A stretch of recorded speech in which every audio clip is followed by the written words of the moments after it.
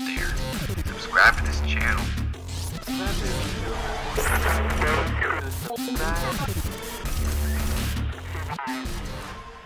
What is up, guys? This is the ZeusTuber, and today I'm here with my review of Fear the Walking Dead's Season 2, Episode 2, titled We All Fall Down. And the episode was an interesting episode. It was a very slow episode, I'll give you that. And it definitely was lacking the boom or the oomph that I thought the second episode would have. I kind of figured we would be going right into the sea battle that we kind of all expected for the second episode based off of the cliffhanger of the first episode, but that's not what we got. I'm sure that will come to a head at some point, but we'll have to wait and see. This season is 15 episodes, does have a mid-season finale, so maybe they'll save it for that and drag it out. Who knows? But this episode, although slow, did definitely build a few new relationships and build a couple new storylines for the rest of the season. Particularly, it reinforced our group's mistrust of Victor Strand, which is a reasonable mistrust, but I'm not ready to count him as a bad guy yet until we see whether his motives are truly sinister or not. Now, this episode did include several new characters, all of which were short-lived. We had the character of George, his son Seth, his other son Harry, and his daughter Willa, as well as his wife Melissa. Now, we lost two of them this episode. We lost Melissa and we lost Willa, and then George and Seth and Harry were all left alive. So will we see them again? I'm not sure. It depends. We'll have to wait and see where the rest of the season goes. If they stay on that island and our group is leaving on their boat, which they do, then I don't think we'd ever see them again. Maybe we'll see them in a few seasons or something like that. I doubt it, though. It's possible. But it'd be definitely a reach to see them anytime soon, unless they got on some boat and followed them, which I doubt they did. And like I mentioned, this episode was very slow-paced, and it just was a lot about character building and character development and dialogue between the characters. And although the dialogue was interesting to me, I definitely think, like I mentioned earlier in my review, that this episode lacked the oomph that I think it needed to really hook viewers in for the rest of the season. Nonetheless, I'm going to watch this show until it either ends or gets canceled, whichever comes first, just because, I need to talk about it for the channel. But at this point, I'm not completely invested in Fear the Walking Dead. It's still a good show. It's not bad by any stretch, and the writing is pretty solid as far as television goes these days, but it's nothing special. That's what I'll say. It's nothing special yet. It hasn't given us except for the whole boat situation being on sea, it hasn't offered us anything new to really keep us hooked too much.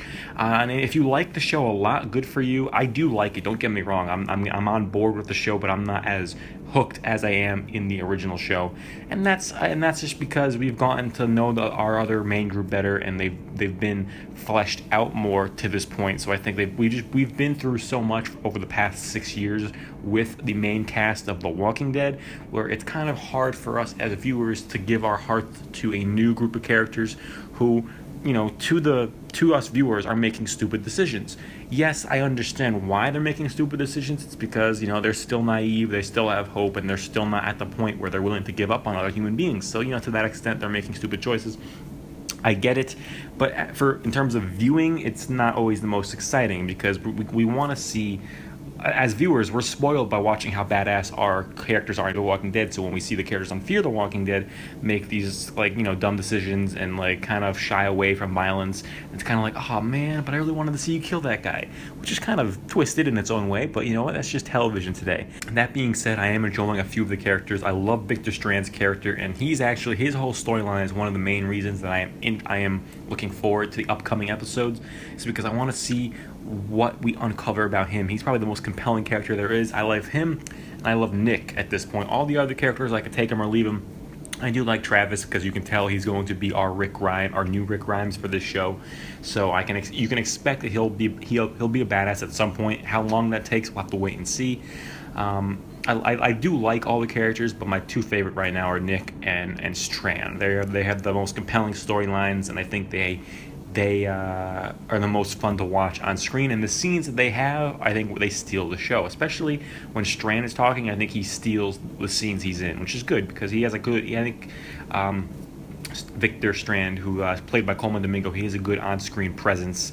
And I think Nick is a character that's fun to watch because we don't know what he's doing. What's he going to do? Like in tonight's episode when he was looking, I mean, I think most viewers were thought, oh, he's going to try to, get high again. But no, he was following his gut, and he thought there was something suspicious about those power pills, which good for him. I like the change Nick is going through. And like I mentioned in my previous, I mentioned a few weeks ago, I think Nick is going to become the Daryl of the show, where, he was kind of I hate to say it, but Daryl was kind of a loser in season 1, and I think Nick was, for the first few episodes, kind of a loser, a druggie, but he's really stepping up his game, and he's being more likable, and he's, helping out the group, and he's not being like a selfish druggie, and I think he's really going to evolve and become a badass, and it's going to be fun to see his journey should the show continue, which thankfully I'm excited. It was renewed for season 3 already, so good for them.